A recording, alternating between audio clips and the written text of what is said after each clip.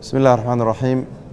الحمد لله رب العالمين، ثم الصلاة والسلام على رسول الله وعلى آله وصحبه أجمعين.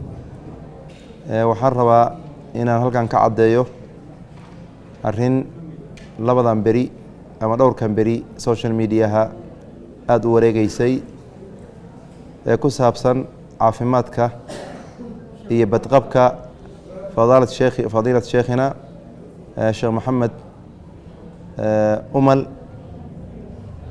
arrinkaas marka social mediaha waxyaabo badan ayaa laga sheegay, sida dhabta ahna sheekha ilaahay fadliga subxaanahu wa tacaala maalintii sabtidii ahayd ayaa qalliin lagu sameeyey fudud oo dhabarka ah, waana lagu guulaystay ilaahay fadliga subxaanahu wa tacaala. sheekhu wuu caafimaad qabaa, danihiisuu qabsadaa, waxaba yaraatee culays ah u qabana lama arko. maanta ayaa igu dambeysay. alxamdu lilah rabbi alcaalamiin. ducadii muslimiinta ay usoo duceynayeen ilaahi subxana wa tacala wuu aqbalay. marka sheekha ku bishaaraysto inuu caafimaad qabo, in qalliinka yarow khafiifka ah lagu guulaystay.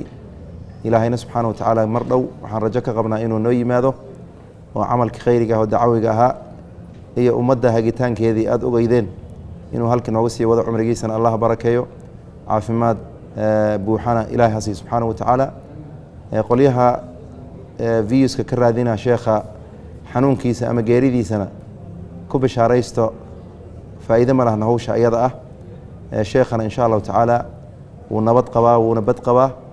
qofkii ay dhibayso sheekh noloshiisa isaga laftarkiisa ma noolaan doono, laakiin sheekh wuu nool yahay, wuuna caafimaad qabaa bifadli illahi caza wajal.